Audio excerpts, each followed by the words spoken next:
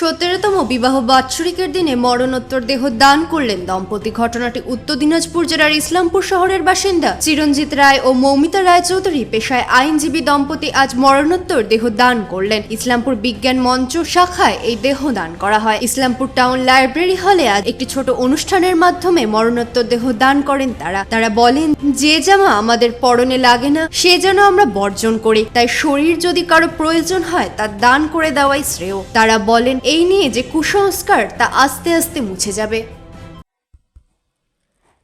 বাড়ির সৌন্দর্য বাড়াতে মেঝেতে ব্যবহৃত পাথর ও টাইলসের মান খুবই গুরুত্বপূর্ণ। আপনি যদি স্বল্প খরচে উন্নত মানের পাথর ও টাইলস খুঁজে থাকেন তবে আর ভাবনার দরকার নেই। কালিয়াগঞ্জ শহরের বিশ্বস্ত প্রতিষ্ঠান এসকে মার্বেলে পাবেন আপনার প্রয়োজনীয় সব সমাধান। আমাদের কাছে রয়েছে বিভিন্ন রং ও ডিজাইনের মার্বেল, গ্রানাইট, টাইলস সহ নানা ধরনের সামগ্রী, যা আপনার বাড়িকে করে তুলবে আরও আকর্ষণীয় ও আধুনিক। তাই আর দেরি কেন, আজই চলে আসুন এসকে মার্বেলে।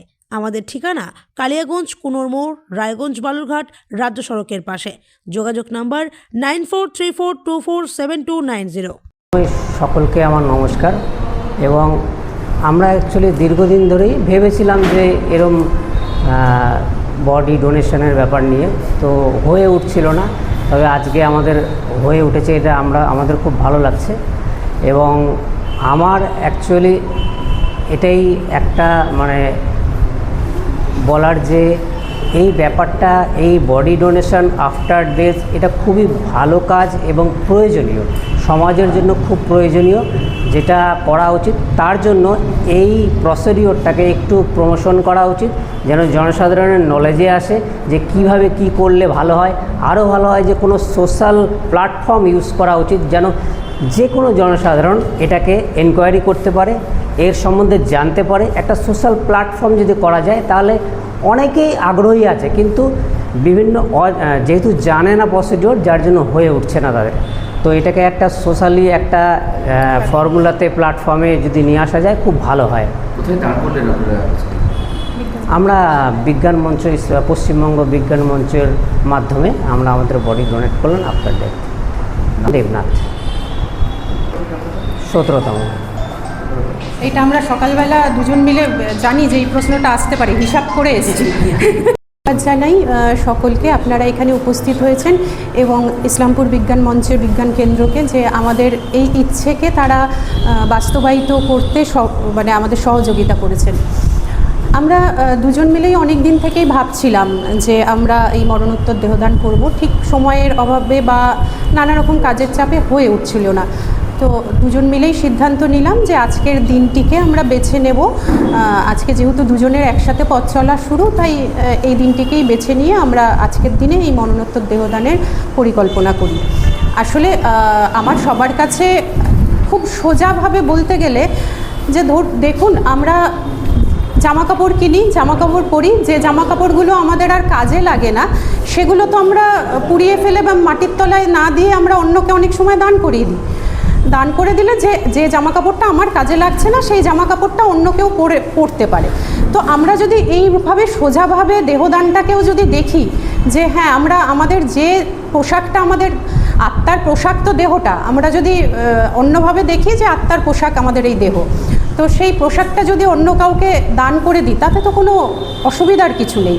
এবং এই নিয়ে যে সমস্ত কুসংস্কার, সেই সমস্ত কুসংস্কার আস্তে আস্তে মানুষের মন থেকে মুছে যাবে, এটা আমার বিশ্বাস। এবং আমরা আস্তে আস্তে এমন দিন আসবে যে হয়তো পৃথিবীতে আর একজনও অন্ধ বাচ্চা থাকবে না, বা কেউ চোখের অভাবে, চক্ষুদানের অভাবে কেউ পৃথিবীকে কালো দেখবে না। আমরা এই আশা নিয়েই এগিয়ে এসেছি, আশা রাখছি যে আরও অনেক মানুষ এগিয়ে আসবে। আমি মৌমিতা রায় চৌধুরী। আমাদের মারা যাওয়ার পরে আমাদের শরীরের যে অঙ্গ প্রত্যঙ্গগুলো আছে সেই অঙ্গ প্রত্যঙ্গগুলো দিয়ে অন্য মানুষের কাজে লাগে, সেটাই হচ্ছে মরণোত্তর দেহদান বা মরণোত্তর অঙ্গদান। দেহদান হচ্ছে যে পুরো শরীরটাকে নিয়ে গিয়ে যে অ্যানাটমি, অর্থাৎ যারা ডাক্তারি চিকিৎসক, ডাক্তারি ছাত্র, তারা যে শিখবে শরীর সংস্থান বিদ্যা, তাদের কাজে লাগে হচ্ছে মরণোত্তর দেহদান। চক্ষুদান হচ্ছে চোখের যে কর্নিয়াটা সেটা তুলে নিয়ে যায়, কিন্তু চোখের কোনো বিকৃতি ঘটে না, সেটা যারা কর্নিয়াল ব্লাইন্ডনেসে ভুগছে, অন্ধ, তাদের জন্য। এছাড়া শরীরের যে অঙ্গ প্রত্যঙ্গগুলো আছে, কিডনি, লিভার, সব কিছুই হচ্ছে, এমনকি ত্বক, স্কিন, তারপর আমাদের হার্টের ভালভ, সেগুলো সব কিছুই হচ্ছে অন্য মানুষ যারা বেঁচে রয়েছে তা কিন্তু কোনো একটা অসুখে ভুগছে তাদের কাজে লাগতে পারে। তো কিন্তু আমাদের রাজ্যে বা আমাদের দেশে এখনও হচ্ছে এই নিয়ে প্রচুর মানুষের মধ্যে কুসংস্কার, অন্ধবিশ্বাস রয়েছে। সব মানুষ করে না। ধরুন সব মানুষ যদি যারা মারা যাচ্ছেন তাদের যদি সবার মরণোত্তর চক্ষুদান করা থাকতো, তাহলে ভারতবর্ষে হয়তো কর্নিয়াল ব্লাইন্ডনেস, অন্ধত্বে যারা ভুগছে এরকম সংখ্যাটা এখন যা আছে তার থেকে 10 ভাগে নেমে আসতো অন্ধ মানুষের সংখ্যা।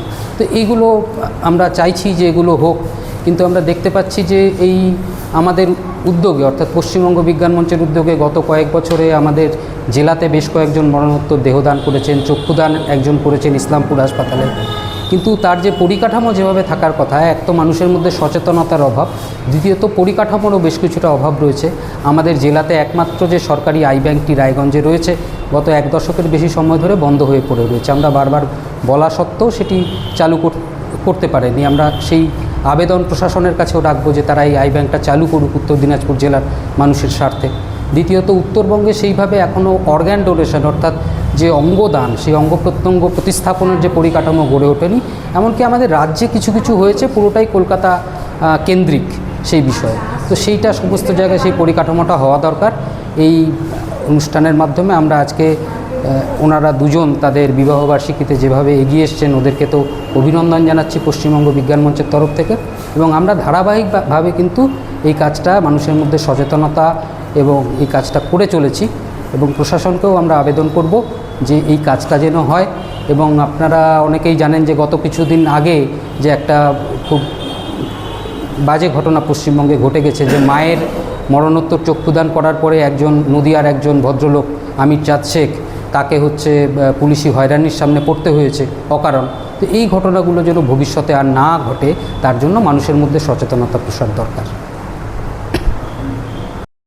ইসলামপুর থেকে দেবব্রত চক্রবর্তীর রিপোর্ট, কুলিক নিউজ।